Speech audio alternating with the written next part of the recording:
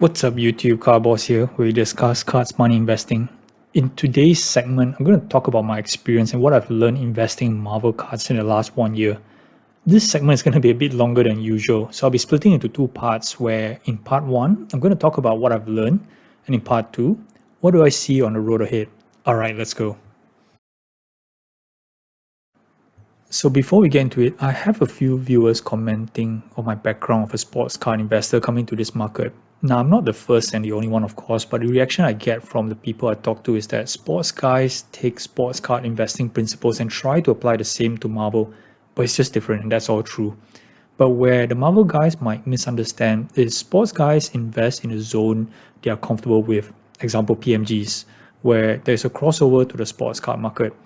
Sure, they've probably heard of Marvel Masterpieces or X-Men Metal, but strictly from an investment standpoint, sports guys entering the space for purely investment tend to gravitate to familiar sets of products, stuff which other sports card guys coming in would recognize, and the theory of buying in early to cash out with the next wave, which is exactly what we are seeing with the PMG market and why that series is exploding at a higher speed compared to the other cool stuff that Marvel has to offer. But coming back to myself, my background is actually TCG investing, specifically Magic the Gathering, where I operated from 2016 to 2019. Now, TCG, Sports, and Marvel, from an investment standpoint, have all different core investment characteristics. Some people don't realize that and thinking that all cards are treated the same, and that's where a lot of people get it wrong. In actual fact, if you spend time to analyze it closely, TCG investing is all about utility and nostalgia. Sports is about popularity and performance, while Marvel is about collectability and art. So even for myself, when I was transitioning from Magic to Sports, it took a good 1 year for me to grasp the change in characteristics of these two genres. Now, while sports cards have no utility, it does have nostalgia. So it doesn't mean that each of these genres don't share some common characteristics. It's just that I'm pointing out what investing characteristics are important within each genre. So when I moved to Marvel from sports in January 2021, obviously what kicked off everything was the 1990 Marvel Universe by Impel. Strictly morphing my principles and experience from sports cards, the multipliers of grading a raw $20 Cosmic Spider-Man to be a $1,500 PSA 10 copy was very hard to ignore. But without research, a lot of people have kind of dive and made it a mistake of A, not knowing how tough is it to get a PSA 10 for 1990 MU, and B, taking into consideration the price discount when more PSA graded copies enter the system. I kind of knew from day one that the $1,500 price tag wasn't going to hold, so I had devised a strategy where I was being realistic in my grading outcomes and the prices, and therefore I covered this extensively in one of my earlier videos in this channel and a number of follow-ups after that. What I didn't anticipate was PSA shutting down, and that threw a spanner in a lot of things and affected myself as well, as I'm still holding on to a small stack of cards waiting to send in with the value submissions when it actually reopens. But the experience with 1990 MU opened my eyes to a new category to explore, and I was very fascinated by how different the Marvel market then in early 2021 compared to sports and Magic. Again, I'm speaking from the investor standpoint, not a collector.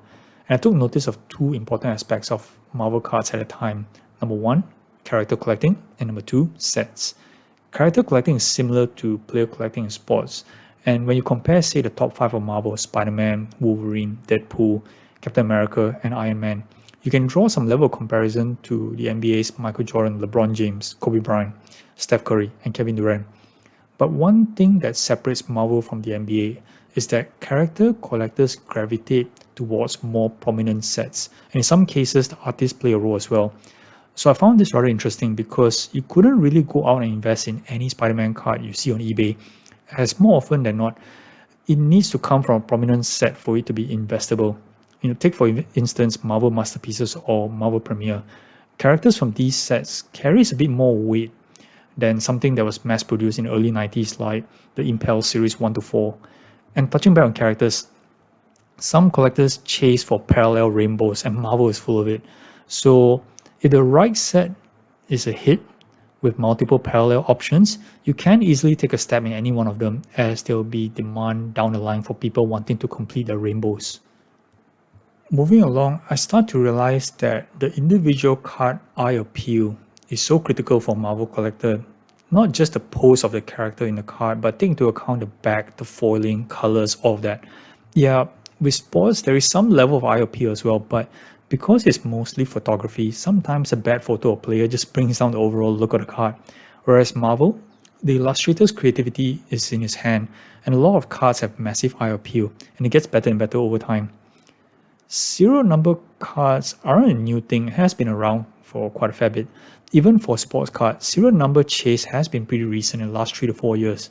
So many people within the Marvel card world already knows the value of hard numbered to 5 or 10, whereas sports cards during the initial investment boom back in 2019 were still chasing unnumbered refractor parallels before someone said, hey, hang on, isn't the numbered stuff more rare? And when you add grading, which we'll touch on later, that adds another level of rarity. And that's why certain serial number Marvel cards, like the ones I'm going to talk about next, fetches so much money in a slab.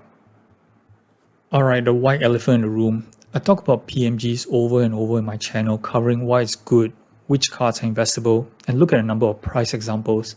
Honestly, Marvel OGs might find it repetitive coverage on PMG dull and boring, but a lot of investors entering the space, these are their initial hunting ground.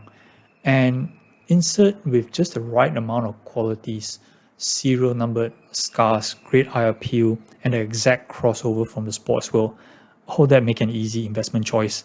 But of course, comes with heavy speculation, and listings that used to be a few $100s climb to the thousands and cap with a recent 2013 Spider-Man Blue that sold for a whopping $132,000. To whether I say I'm surprised, I don't think so. For me personally, I started a year focusing on a different kind of Spider-Man, the next Spider-Man, Miles Morales. Frankly, it kind of got started when I was priced out of Ultimate Fallout 4. At that point, I was considering to invest in the books specifically, in early January, and it was around $1,200 for a CGC 9.8, and it doubled to $2,400 in a span of 30 days. And that's when I know I had to jump on a different Miles wagon. And lo and behold, 2017 Flair Ultra was Miles' first PMG, and that's where the whole PMG train began for me. You can check out the video on Miles and all of my other videos on PMG for that matter.